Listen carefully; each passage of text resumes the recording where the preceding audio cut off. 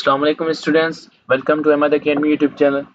Students, ये combination का सवाल है। The number of ways in which a committee of 5 can be chosen from 10 candidates so as to exclude the youngest if it includes the oldest. ये मैंने किसी practice book से question लिया हुआ है अपने आप में। ये इंपॉर्टेंट क्वेश्चन है from engineering universities and test point of view. ठीक है, ये पास्ट पेपर का क्वेश्चन तो नहीं है, बट आप समझ सकते हैं कि पास्ट पेपर का क्वेश्चन है ये। इसके जैसे ही क्वेश्चन आते हैं, मैंने भी देखे हुए।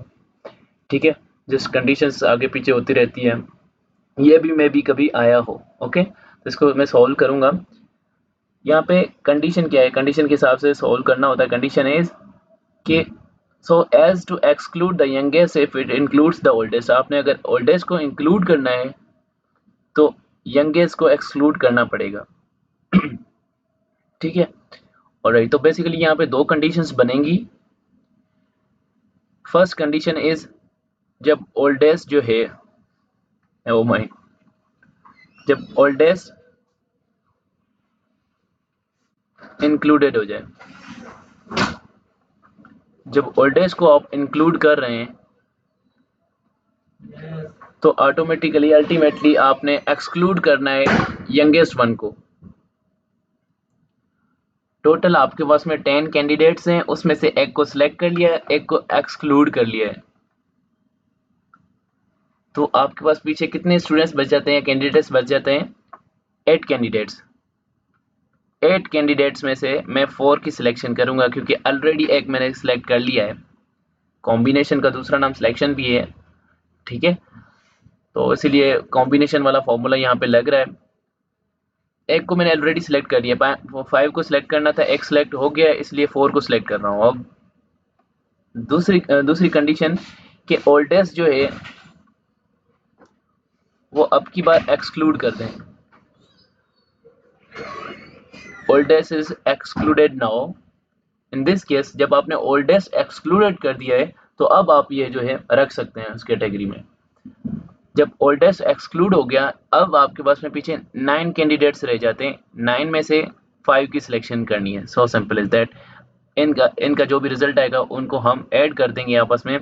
8C4 को हम लिख सकते हैं NCR का formula n factorial divided by r factorial into n minus r factorial. 8 factorial को मैं लिख सकता हूँ 8 into 7 into 6 into 5 into 4 factorial. यहाँ पे 4 फैक्टोरियल जनरेट होगा एक, और दूसरा 4 फैक्टोरियल जनरेट होगा। उस 4 फैक्टोरियल की जगह मैं 4 इंटू 3 इंटू 2 इंटू 1 लिख रहा हूँ। यहाँ पे 4 फैक्टोरियल में कैंसिल आउट। 4 इंटू 2 मैक्स 8, 8 में कैंसिल आउट। यहाँ पे 3 बचता है, 3 6 में इसका टेबल जा रहा है 2 टाइम्स, और 7 times the 2 is 14, 5 times the 14 is 70। Yes, number 1 का आंसर 70 आ रहा है। इसका रिजल्ट क्या बनेगा? यहाँ पे सेम, यहाँ पे भी इसको ओपन करेंगे तो ये होगा 9 into 8 into 7 into 6 into 5 factorial divided by 5 factorial into 4 factorial. 5 factorial से कैंसिल आउट, पीछे बच जाएंगे 4 फैक्टोरियल, जिसको मैं लिख सकता हूँ 4 इंटू 3 इंटू 2 इंटू 1।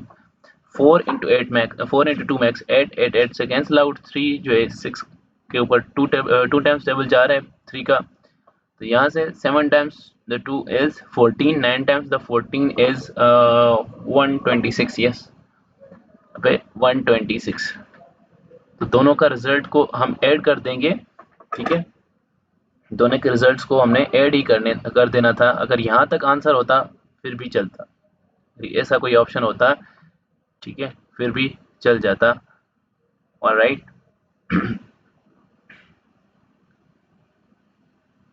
ये भी एक करेक्ट ऑप्शन था अपने आप में, बट इसका रिजल्ट अब ये भी हमने निकाला है, that is 70 plus 126, that is going to be 196.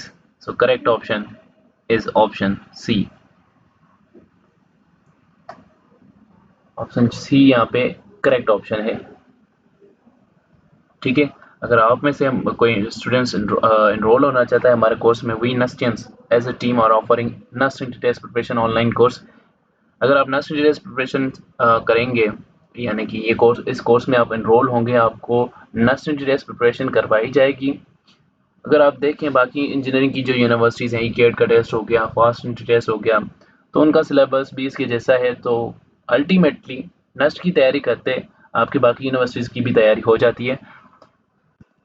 सो ये है बेसिकली हमारा कोर्स जो हम ऑफर कर रहे हैं। अगर आप में से कोई इंटरेस्टेड है तो मेरे इस व्हाट्सएप नंबर पे रब्ता कर सकता है, या फिर इंस्टाग्राम पेज भी है और फेसबुक पेज भी है, इनमें से कहीं पे भी रब्ता कर सकता है।